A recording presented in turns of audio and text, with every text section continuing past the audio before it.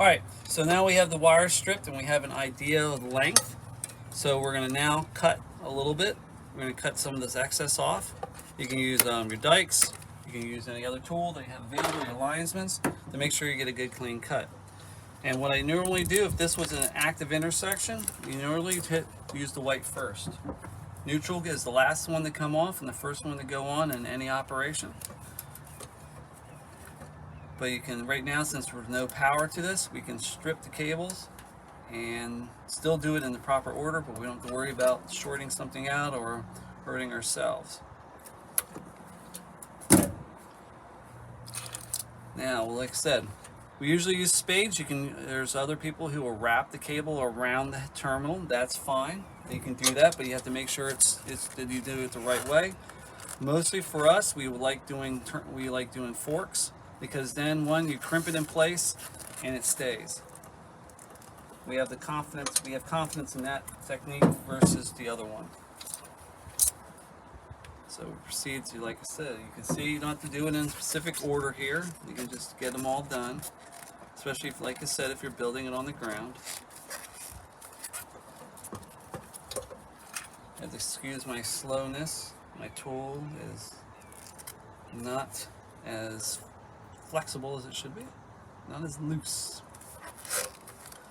I'll be moving a lot faster than this, and as over time you will too.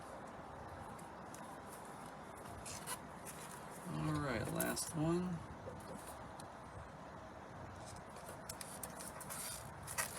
Alright, now we'll proceed to hook it up. As you can see, the terminal strip's empty. Like we spoke of before, white is the neutral, brown here is a green, here's a yellow, and here's a red. So we have to match all the cables up to the corresponding colors to do what work they need to do. At this time, you can get yourself a Phillips screwdriver and put it under this terminal here, tighten her up, and then proceed with the next ones. Usually those colors are in order. If you find they might have some strange things out in the field.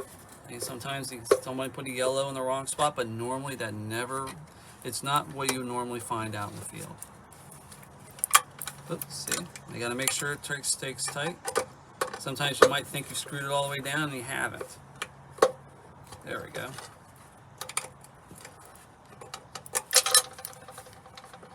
Now there is a specific way you should put these forks on, and that's what the copper's showing. And I need to change that green up. That's probably why it didn't go on very well.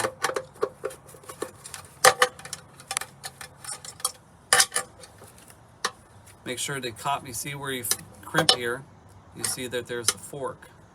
And on there is you see the copper from the wire sticking up, and you should see it when you put it under the terminal and screw down the terminal.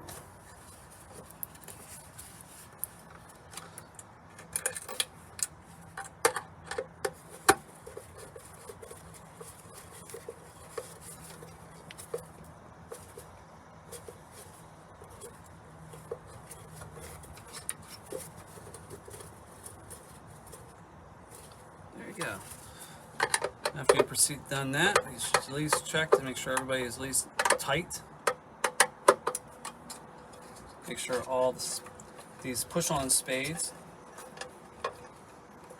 are okay. And then take the wire if you can, neaten it up, because what happens is that you can see the LED here has a bulge in the back where the power supply is. That sometimes you can feel the resistance go into it, but as long as you lay them down nicely, they should be able to close up, like it's doing right now.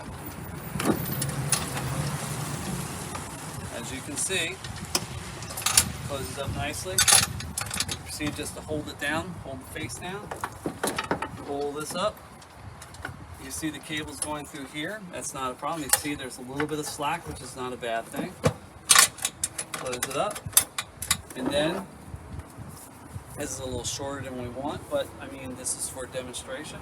But you would pull up the excess, and this would be an intersection that you had that would be ready to go for a spare on a truck, or be able to put up on the span whenever it was needed.